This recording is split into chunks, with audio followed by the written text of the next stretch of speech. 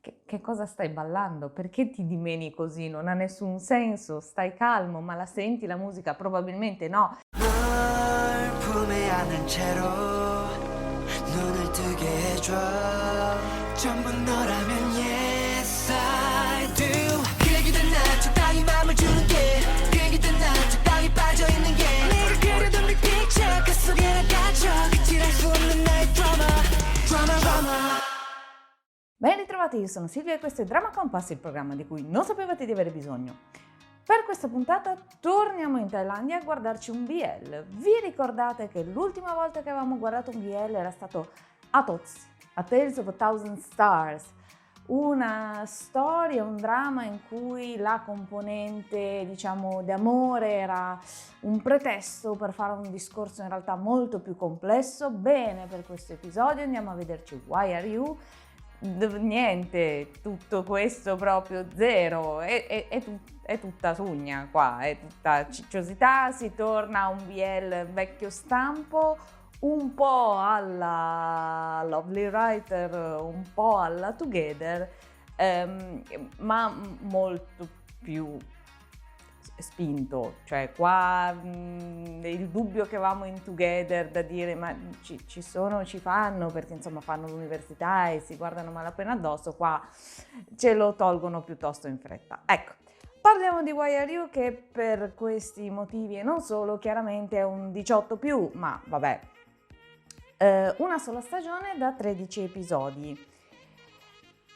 È stato girato nel 2020 e ha risentito fortemente del problema Covid.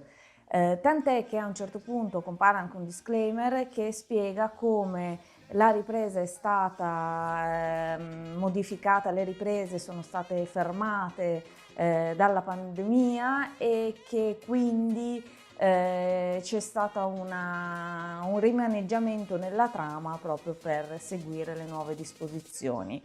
Ne parleremo più diffusamente fra un attimo. Comunque, impressione generale, bello, puro intrattenimento, deve piacere il genere, molto scanzonato, funziona assolutamente. Allora, la storia si concentra in realtà su 4 personaggi. Sono 2 storie d'amore che in qualche modo si intrecciano e si intersecano. E appunto una delle 2 è stata quella più danneggiata dal brusco cambio dettato purtroppo dal Covid. È uscito poi in particolare su questa coppia uno speciale di 3 episodi che io però non ho visto, non me ne è stato parlato benissimo, ma se volete lo guardo e ne parliamo assieme. Ditemi voi, lasciate un commento e vediamo se guardarlo insieme oppure no. Dicevo, 4 personaggi principali, Zon, Saifa, Tutor e Fighter. Zon e Saifa da una parte e la loro storia è quella appunto che ha subito più danni e che quindi poi ha lo speciale che si intitola Why Are You Saifa Zone Story proprio, e Tutor e Fighter invece hanno la loro storia molto meglio narrata, molto più completa. Tutta la questione parte da una sorta di litigio fra Zon e sua sorella che finisce con un'involontaria maledizione per cui si scatenano tutte queste storie d'amore. Detto così ha poco senso anche nel dramma, però funziona e soprattutto giustifica molto bene quella cosa che avevamo già visto in altri BL, cioè del fatto che la norma qua è essere omosessuali e gli etero sono rimasti pochissimi negli angoli, perché effettivamente la sorella di Zon in qualche modo riesce a far prendere vita alle sue storie, a quelle che lei scrive, che sono appunto storie BL. Lei le scrive parlando delle persone che conosce e quindi all'improvviso, vabbè, va tutto un po' da sé.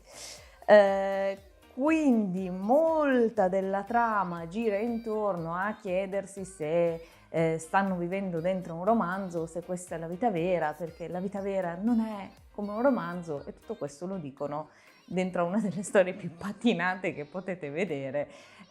Fa un po' ridere perché sono queste scene molto, molto finte, molto teatrali in cui dicono no, perché la vita vera non è come nelle storie. Però vabbè, non importa, così come le, le scenografie sembrano dei dépliant di mobili, dei cataloghi da esposizione, cioè fateci caso, nelle case della gente, nelle camere da letto della gente ci sono dei tipo i quadri appesi che sono chiaramente disegni vuoti, non hanno nessun senso, non sono foto personali, disegni particolari, sembra un'esposizione di mobili. Va bene, però noi prendiamo tutto per vero perché è così, questo dramma è così, è carinissimo, ma è così. Non ci dobbiamo aspettare chissà quale livello, però intrattiene benissimo, 13 episodi che vanno via come il pane. A me è piaciuto, devono piacere BL-Tai, chiaramente.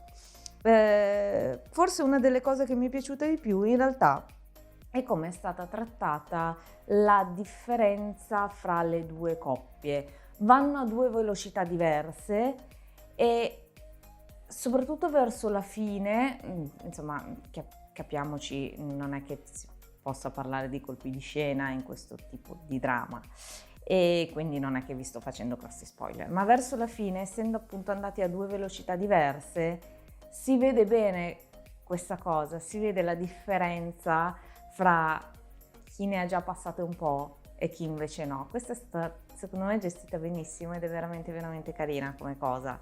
Per il resto è tutto molto telefonato e lo vogliamo così, e lo vogliamo assolutamente così. Credo che fra tutti gli episodi si debba menzionare la parte del concerto. A un certo punto i ragazzi fanno un concerto, non chiediamoci perché arrivano a questa cosa.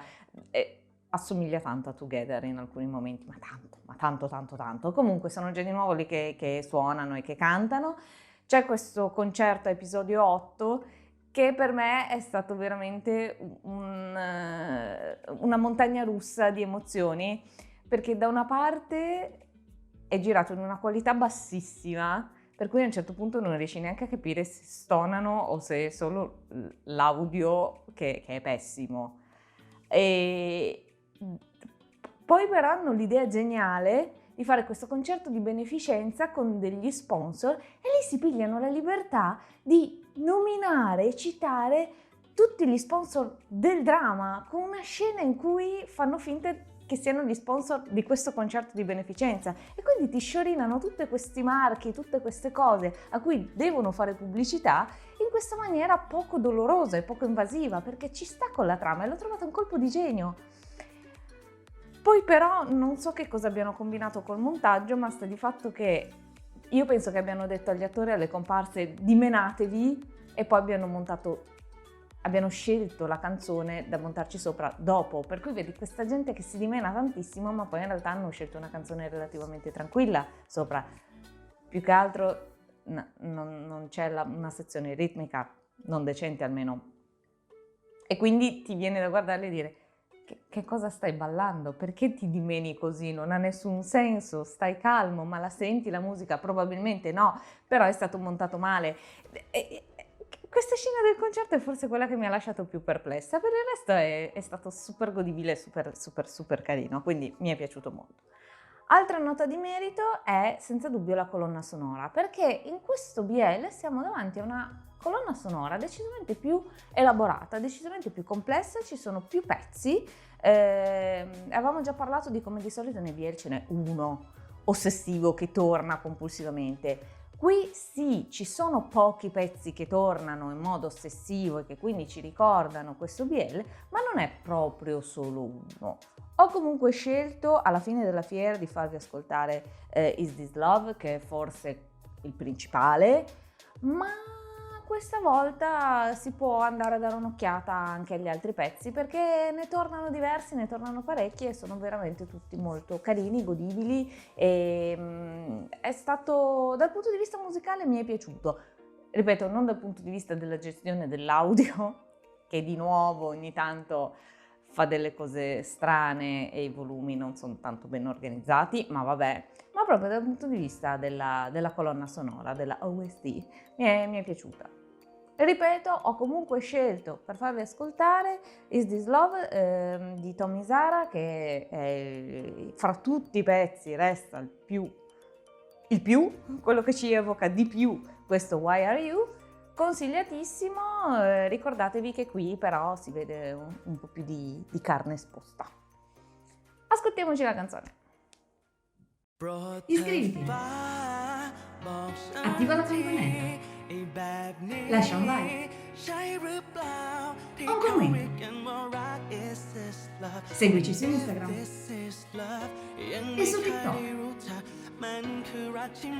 Ricordati inoltre che siamo su Radio Enjoy dentro il programma Otaku Paradise.